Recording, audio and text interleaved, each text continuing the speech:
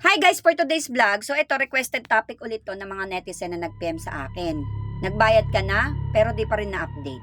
Kahit buwan nang nakalipas at yung iba taon na nga, hindi pa rin verified yung bayad. So saan ka eksaktong pwedeng mag-complain at kung ano yung dapat mong gawin? Kabayan, kung ikaw ay isa sa daang-daang borrowers na nakaranas nito, alam kong sobrang nakaka-frustrate ito. Kasi sobrang dami niyo talaga nagpi-PM sa akin ng same situation, kaya blinag natin siya ngayon. So, nagbayad ka na. Sa monthly mo dito sa cash now, buwan nang nakalipas. Maabot pa ng taon yung iba. Pero hindi pa rin na-update sa application ng cash now. Yung bayad mo tama, ang resulta, patuloy na tumataas ang unpaid balance. Tumadagdag pa ang interest na yan. Kahit alam mong nagbayad ka na. Tapos, nag-email ka na nga, wala pa rin update ang cash now, hindi pa rin nagre-response. Tapos, iba-iba pa yung kumakausap sa inyo. So, sa video na ito, alamin natin kung ano talagang nangyayari. At ang pinaka-importante, saan mo eksaktong dadalhin ang reklamo mo. Kahit taon nang lumipas mula nang mangyari ito. Okay? Una, bakit ba nangyayari ito? Base sa mga naitanang complaints ng ibang users online, common to sa mga digital lending applications kasama ang cash now. May delay sa payment verification process nila. Lalo na kung offline channel ang ginamit mo tulad ng bank transfer at kiosk machine. Pero kung buwan o taon na ang lumipas at hindi pa rin na-verify, hindi na ito simpleng delay lang. Malamang may stock o naka-flag ang transaction sa kanilang system na kailangang i-manually resolve. Pangalawa, ang totoong problema, ang interes na patuloy na tumataas dahil sa kanilang sariling delay. So, hindi mo delay to sa kanila yun, pero tumataas ang interes mo.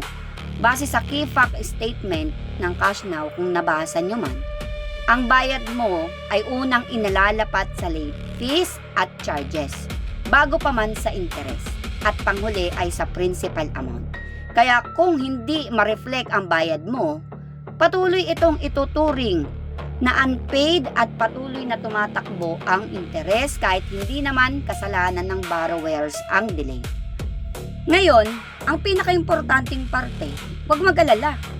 Kung taon na ang nakalipas nang nangyayari ito or ban man yan dahil hindi ka late para mag-complain, alalahanin natin may 15-year limitation period pa rin sa UAE para sa civil matters at walang expiration ang karapatan mong makorek ang maling record, lalo na kung may proof ka ng bayad. Okay?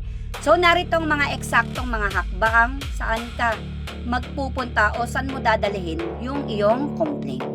So, step 1, direktang i-email ang cash now gamit ang tamang address. So, ilalagay ko po sa baba ang email address ng cash now para sa general concerns tungkol sa payment mo, o kung tungkol naman ito sa AECB record mo dahil sa maling report, ilalagay ko rin po yung AECB email nila.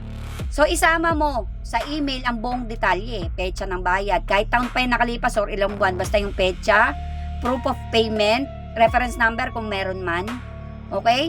At malinaw na sabihin na ito ay follow-up lamang matapos ang ilang naunang email na walang sagot sa cash now. So, step 2, kung wala pa rin sagot sa loob ng 30 days mula sa huli mong follow-up, i-escalate mo ito sa Central Bank of the UAE. Pwede mong gamitin ang kanilang official na website, centralbank.ae, maliliit lang po, para mag-file ng formal complaint o tumawag sa kanilang Consumer Protection Call Center. Ang number po is 800-22823. 800-22823, pwede po kayong mag-file ng formal complaint sa kanila. So, hindi mahalaga kung ilang taon nang nakalipas mula nang mangyari itong issue na to. Ang mahalaga ay may proof ka pa rin na original na bayad mo at ng mga sinubukan mong follow up na email sa cash now. So, step 3, gamitin ang Sanadak platform, ang Independent Financial Ombudsman ng UAE sa mga hindi nakakaalam. Ito ay tinatag ng Central Bank noong 2023. So, specialize siya para sa impartial at libre na paglutas ng mga ganitong dispute. So, pwede mo itong bisitahin sa sanadak.gov.ae. Maliliit lang. Kailangan mo munang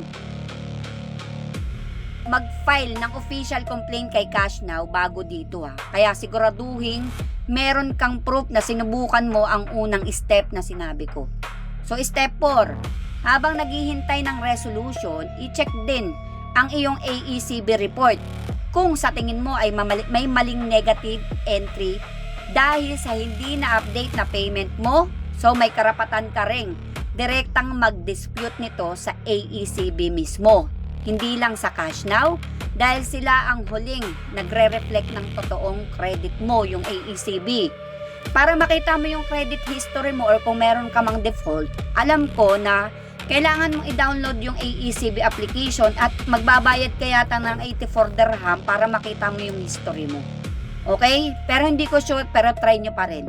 Panghuli naman, importante mong tandaan, kapag nag-file ka ng complaint sa alinman sa mga channel na nabanggit ko, bibigyan ka ng reference number. I-save mo ito at gamitin sa lahat ng susunod mong follow-up para may malinaw na paper trail ka, lalo na kung matagal ng panahon ang sitwasyong ito. Huwag kayong paiba-iba ng email. Kunyari nag-email kayo dahil hindi nag-response, iniba nyo na naman yung ticket number. Dapat nun lang kayo lagi magpa-follow up sa una yung email, okay? Sa madaling salita kabayan, hindi mo dapat tanggapin ang sitwasyon kahit gaano na ito katagal. May proseso tayo para ipaglaban ito mula sa direktang email mo sa Cash Now hanggang Central Bank hanggang sa NADAC kung kinakailangan. Ang pinakamahalaga ay huwag manahimik at huwag sumuko dahil ang karapatan mo bilang consumer ay malinaw na protektado ng batas kahit ilang taon pa yang lumipas kasi kayo rin talaga mahihirapan kapag hindi nyo inayos to. So disclaimer lang, ang impormasyong ito ay base lamang sa mga naitalang karanasan ng ibang users online at opisyal na consumer protection regulation ng UAE Central Bank. Hindi ito legal advice, paulit-ulit tayo kasi maraming bashers dyan. Hindi po ito legal advice. So kung gusto nyo ng legal advice, meron po tayong mga licensed na abogado dito sa UAE at dumirekta na rin po kayo mismo sa Cash Now para sa ganitong case. And kung meron man kayong parehong experience mga kababayan, nagbayad na pero hindi pa rin updated, kahit taon nang nakalipas, i-share nyo po sa comment section kung paano nyo ito naresolba kung naresolba nyo man. Baka makatulong kasi ito sa iba. At kung gusto nyo na follow-up video, mag-comment down below po kayo para alam ni Auntie Ja kung ano pa yung susunod na topic natin. And stay tuned po kayo sa aking YouTube channel, Jara Vlog. Doon na po natin i-upload lahat ng ating mga videos na upcoming. So yun naman po, maraming salamat sa panonood. Please like and share my video.